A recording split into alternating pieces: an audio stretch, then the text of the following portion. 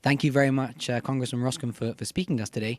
So I understand that in Congress, you've been leading the battle against BDS. Could you explain a bit about the measures you've been taking to battle BDS?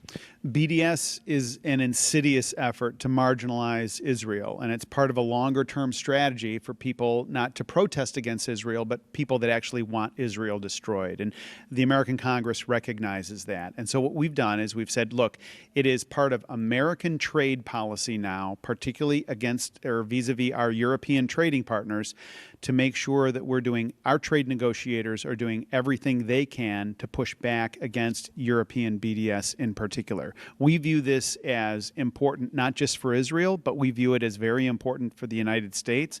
Having a strong, robust, dynamic trade relationship with Israel is very, very important to us, and we also recognize that having Israel be strong, robust, and dynamic is important to us. So we've had some success. It's now the law of the land that it's official U.S. policy to push back against BDS. So could you give us a little bit of a detailed account of the mechanics of the laws that you've been and the measures you've been pushing forward? There are approximately 150 trade objectives of the United States, and some of these would be very intuitive, to create free markets and more opportunities and so forth.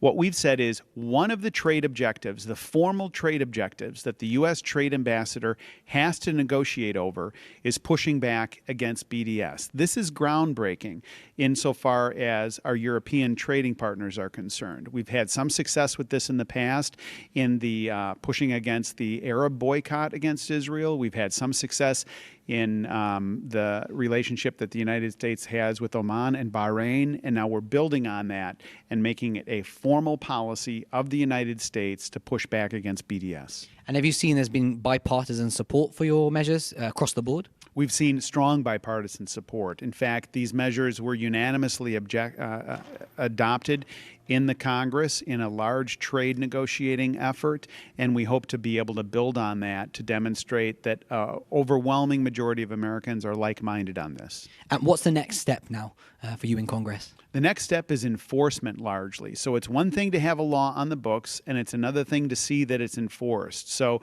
we intend to hold the administration accountable for this measure. They signed this into law, and now as we move forward, it's their obligation, that is the Obama administration's obligation, to use this as a negotiating point vis-a-vis our European trading partners.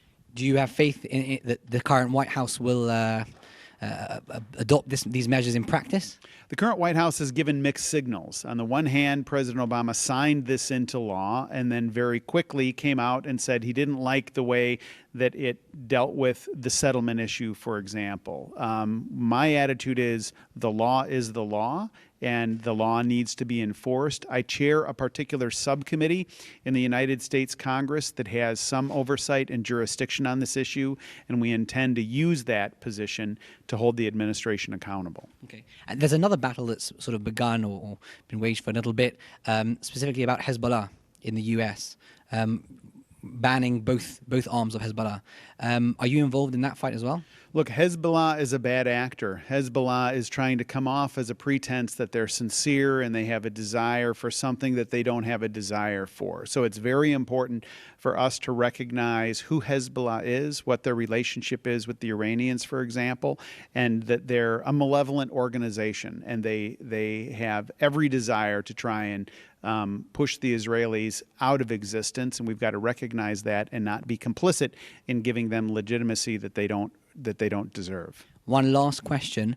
Of course, it's too early to say who's going to be the next president, but are you hopeful that the sometimes strained relations between the White House and Israel in the next administration can be repaired? I'm very hopeful. I don't think that the relationship that the Obama administration has forced upon Israel really reflects where most Americans are. And I've been very critical about how the administration has treated Israel. The notion of putting pressure on the Israelis to essentially bid against themselves and to come forward and put pressure for them to give up land and so forth doesn't make any sense. And I think I'm hopeful that the next administration will recognize that it is not only good for Israel to have a strong relationship, but it's good for the United States to have a strong relationship with Israel.